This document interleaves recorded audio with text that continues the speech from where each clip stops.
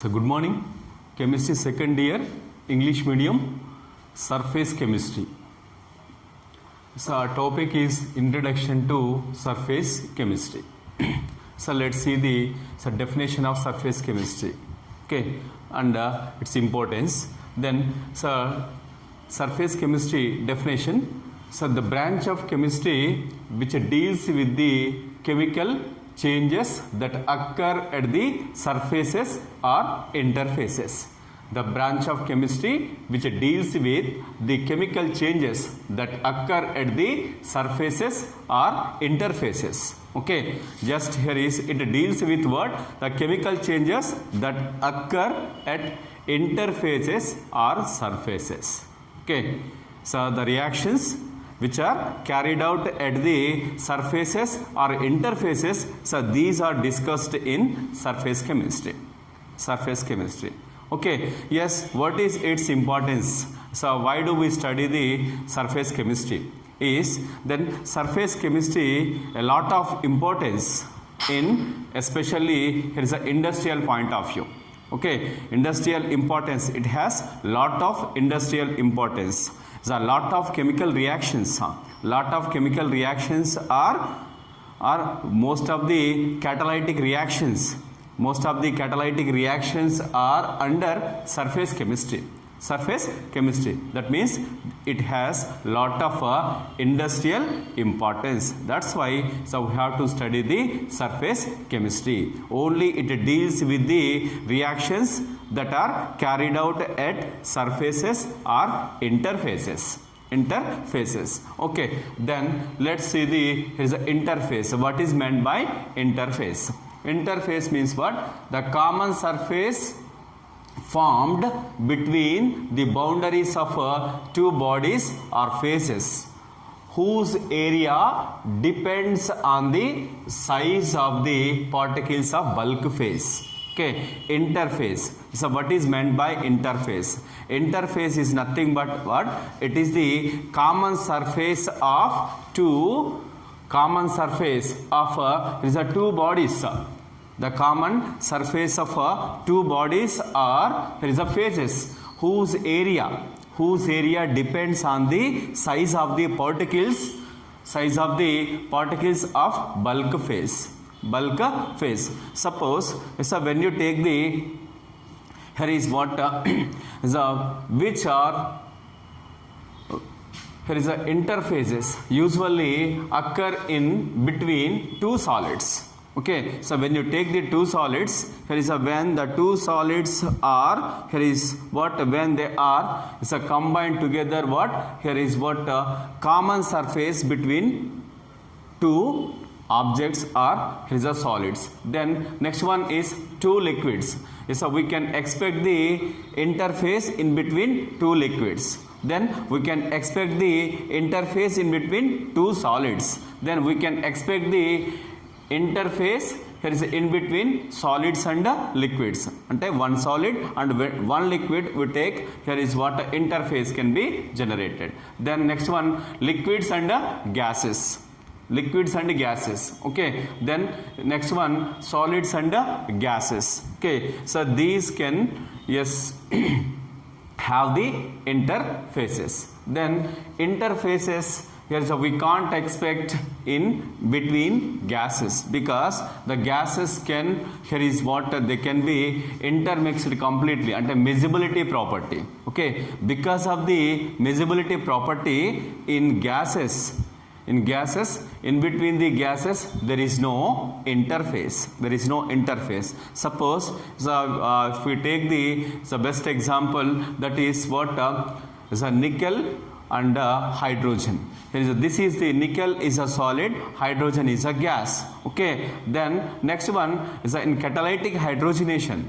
In catalytic hydrogenation, is a nickel is taken as a catalyst. Taken as catalyst. Then there is a hydrogen. So hydrogen is adsorbed over nickel first. Okay, hydrogen is adsorbed over nickel first. That's why here is what in between solid and and a gas. This a nickel is a solid, yes, a hydrogen is a gas. In between solid and gas, there is what we can expect the interface. Okay, then first of all, hydrogen gas is adsorbed over surface of nickel. Surface of nickel.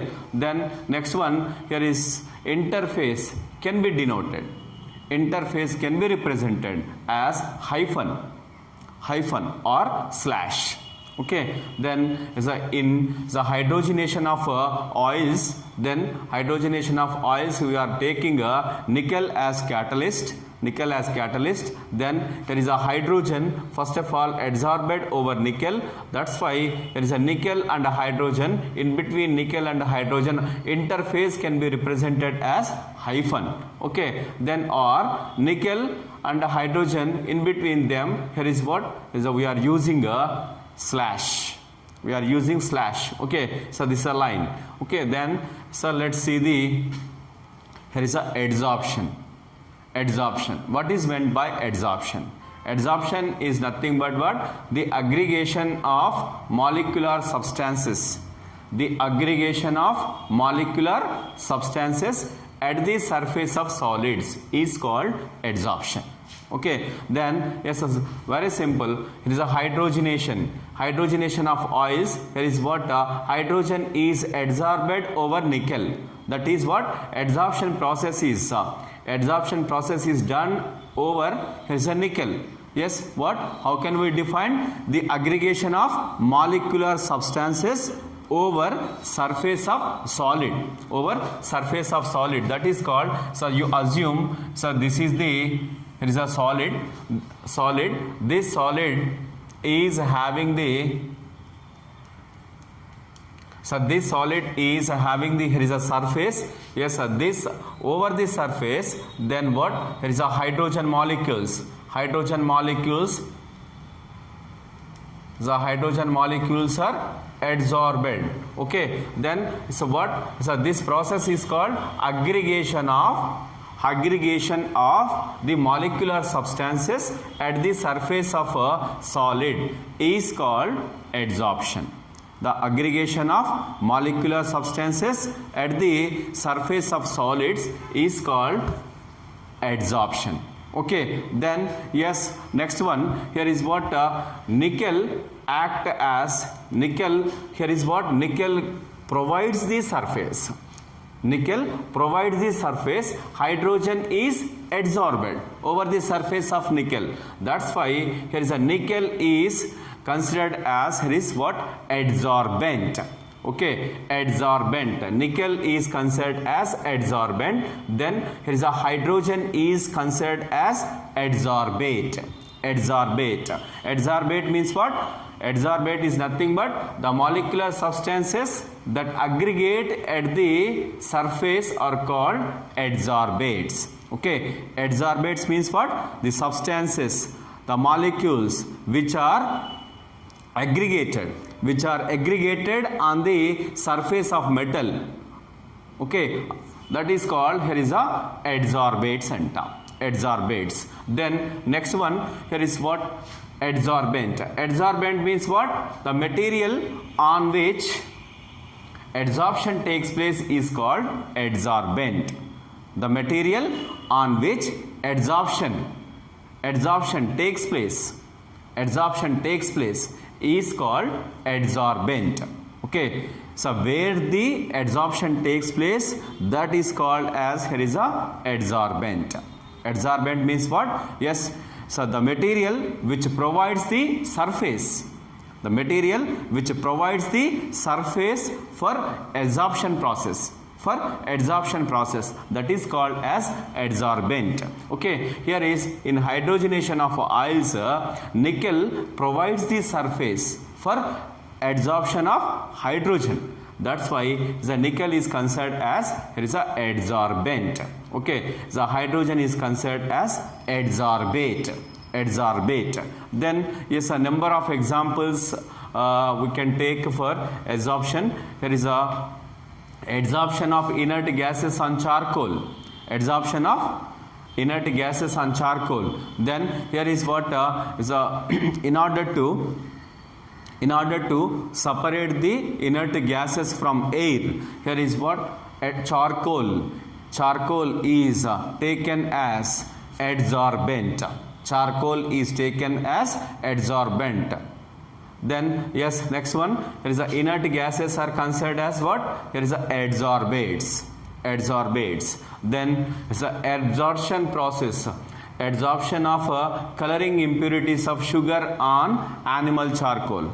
Okay, yes, animal charcoal. Here is when the sugar is manufacturing taking place, it is having, there is what lot of impurities, that's why it looks like here is a brown color. Okay, then yes, this brownish impurities are adsorbed by mixing is a animal charcoal to the sugar.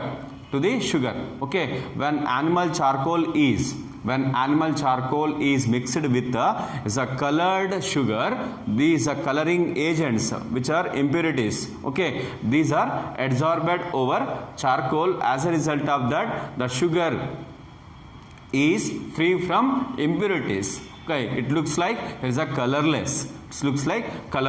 Okay, then so this is the process is this is the process is done in industry, sugar industry. Then next one is what are the materials, what are the components act as here is a adsorbents is charcoal. Here is a charcoal, here is a clay, finely divided metals act as here is a adsorbents. Okay, adsorbents ga yes, charcoal, clay, finely divided metal. Suppose finely divided metal, especially there is what transition metals are yes taken as here is a powdered form or finely divided form, then they act as there is a good adsorbents, then they act as good catalysts. Okay, yes, adsorbents means what? Yes, the material which provides the surface, or then the material on which adsorption takes place is called adsorbent. Okay, then next one, adsorption of yes, let's see, here is a desorption process. What is meant by desorption? Desorption means what? Simply here is a removal of adsorbed particles from the surface of here is a metal, that is called here is a desorption. Desorption is the process of removing an adsorbed substance from a surface on which it is adsorbed is called desorption. Okay, desorption means what? Simply it is the reverse process of adsorption, desorption. That means then removal of adsorbed particles from the surface of adsorbent is called desorption process. So distinction between adsorption and absorption. Okay, so adsorption is a surface phenomenon in which the substance gets concentrated on the surface without entering into the bulk of the adsorbent, whereas absorption is a bulk phenomenon in which the substance is uniformly distributed throughout the bulk of adsorbent. Okay, then is what is the difference between adsorption and absorption? Adsorption, ADSORPTION, adsorption and absorption. Then here is a adsorption is the surface phenomenon.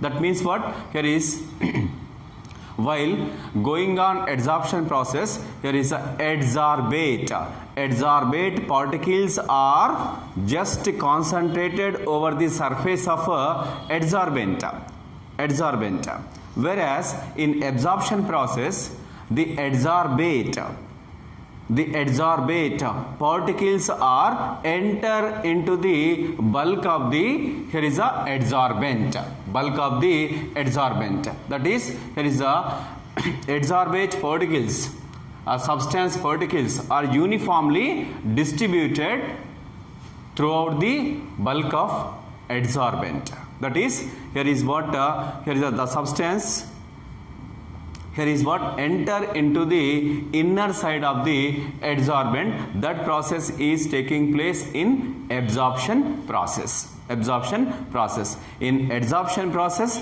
just the substance or particles are simply, here is a concentrated over the surface of adsorbent. Whereas in absorption process, the substance particles are entered into the bulk of the adsorbent. Okay, then next one, in the adsorption, the concentration of the adsorbate increases with an increase in at the surface of the adsorbent, whereas in absorption process the concentration of adsorbate is same throughout the bulk of the solid. Another difference is what? Here is when the surface of the adsorbent increases, then here is what? Adsorption process will be increased. Whereas in absorption process, then here is what? The adsorbate is same throughout the bulk of the solid. Okay, that is what? Then there is no increase. There is no increase in the concentration of adsorbate in absorption process. Okay, absorption process. Then next one, mechanism of adsorption. So how the adsorption process taking place?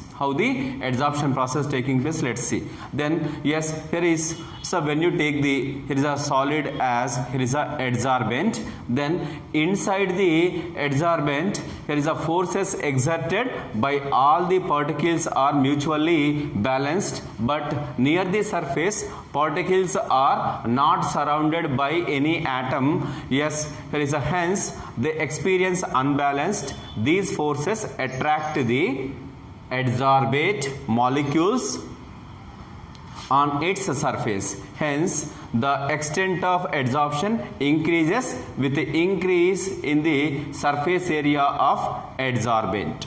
Okay, then yes, so what is going on in there is a absorption process is, then so basically when you take the is a adsorbent as a solid, here is what? inside of the, there is a adsorbent, what happens? The atoms what especially exerted by all the particles are mutually balanced. Okay, mutually balanced. All atoms can be bound with other atoms. Okay, then yes, here is attractive forces are balanced, whereas near the surface this process is not taking place. That is, then they are not surrounded by any atom. That's why these the atoms which are located in the surface of adsorbent, they are unbalanced. So due to this reason, yes, these unbalanced forces